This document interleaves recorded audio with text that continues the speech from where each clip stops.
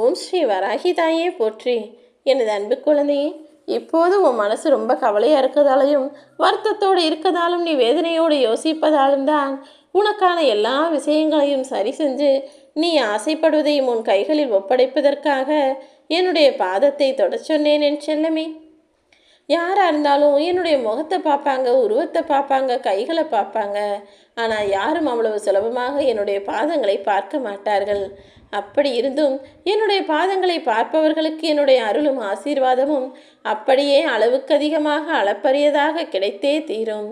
அதனால்தான் இப்போது உனக்கானதை என் ஆசீர்வாதத்தோடு பெற்றுக்கொள் என அருள் செய்வதற்காக என்னுடைய பாதத்தை நான் தொட சொன்னேன். வர்ற வெள்ளிக்கிழமைக்குள்ளாகவே நீ எதிர்பார்த்த ஒன்று நிச்சயமாக உன் கைகளில் வந்து சேரும். இது நாள் வரை எதை இழந்து விட்டோம் என நீ வருத்தப்பட்டாயோ அது ஒன்றுமே இல்லைன்னு சொல்லக்கூடிய வகையில் உன் கவலைகளையெல்லாம் துரத்தி அடித்து உனக்கான சந்தோஷத்தை உன் வாழ்க்கையில் வரவழைக்க போகிறேன். என்னை காண வேண்டும் என்று தானே ஆசைப்பட்டாய்? இப்பொழுது உறுதியான மனதோடும் தைரியமான மனதோடும் இரு. நீ என்னை காண்பதற்கும் உனக்கான சேவை செய்வதற்கும் எல்லா வகையிலும் நான் தயாராக தான் உன்னை நாடி வந்துள்ளேன் என் செல்லமே. சில சமயங்களில் எல்லா மனிதருடைய வாழ்க்கையிலும் அடுத்து என்ன செய்கிறதுன்னு தெரியாமல் வழி தெரியாத நேரம் ஒன்று வரும். அப்படி இக்கட்டான சூழ்நிலையிலும் கஷ்ட காலத்திலும் நீ என்னை நம்பி உன் பயணத்தை தொடங்கினால் போதும். உன் எண்ணமும் செயலும் சிறப்பானதாக இருந்தால் இந்த பிரபஞ்சமே உனக்கு துணையாய் வந்து நிற்கும் என் செல்லமே. உன் கனவுகள் அனைத்தும் நிஜமாக மாறுவதற்கும் இந்த வராகித்தாய் நானே வந்து துணையா நிற்பேன். நீ நேர்மைக்கு எதிரான வழியில் போனினா நான் உன்னை நிச்சயம் திசை திருப்பி விடுவேன்.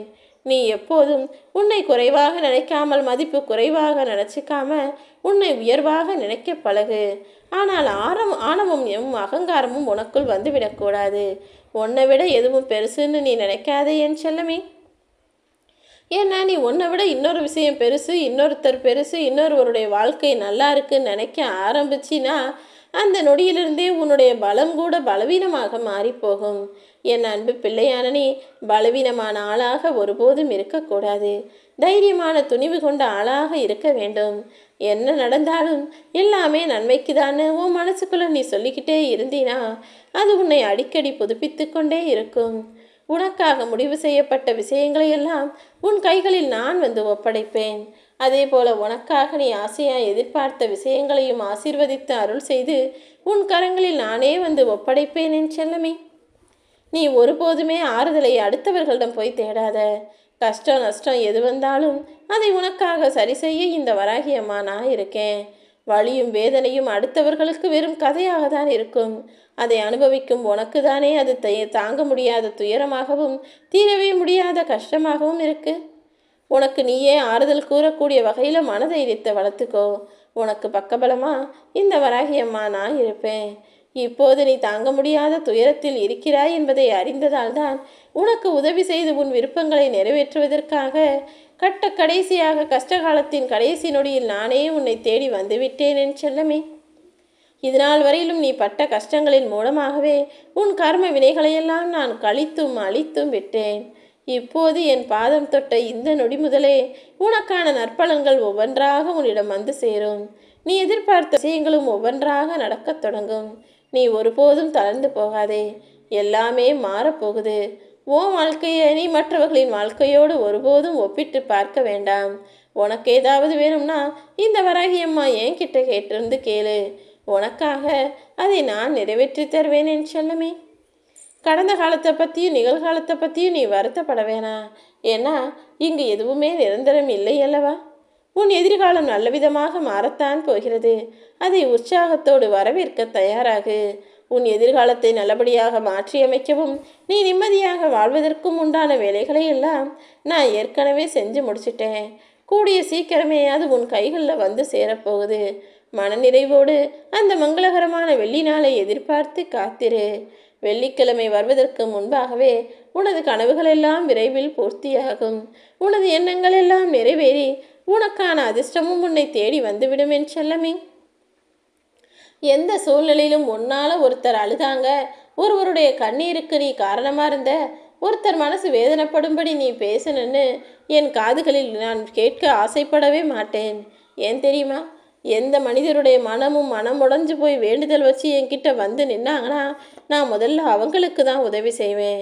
அப்படி யாராவது யாருடைய மனசையாவது கஷ்டப்படுத்தி காயப்படுத்தி பேசிட்டாங்க, அவங்க என்கிட்ட வந்து முறையிட்டார்கள் என்றால் அவர்களுக்கு துணையாக நானே வந்து நின்று அவர்களை கஷ்டப்படுத்தியவருக்கு உண்டான தண்டனையையும் முதல்ல கொடுப்பேன்.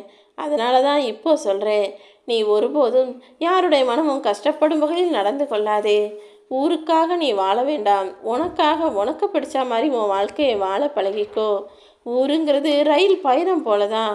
ஒவ்வொருத்தரும் அவங்கவுங்களுக்குரிய நிறுத்தம் வந்த உடனே ரயில் பயணத்திலிருந்து இறங்கி போயிடுவாங்க. ஆனால் உன் வாழ்க்கையை நீ தானே வாழ்ந்தாக வேண்டும். நீ போக வேண்டிய இடத்துக்கு நீ தான் போகணும். நீ பட வேண்டிய கஷ்டத்தையும் நஷ்டத்தையும் அனுபவத்தையும் நீ தானே அடைய வேண்டும். அதனால தான் சொன்னேன், எப்போ மனிதர்கள்லாம் முக்கியம், மற்றவங்கெல்லாம் முக்கியம் நீ நினைக்க ஆரம்பிச்சியோ அப்போதே மற்றவங்க சேர்ந்து உன் மனசை கஷ்டப்படுத்த ஆரம்பிச்சிட்டாங்க. சில பேரை நீ முக்கியம் என நினைக்கும் வரையில்தான் அவர்கள் மீண்டும் மீண்டும் பேசி பேசி உன்னை காயப்படுத்துவாங்க.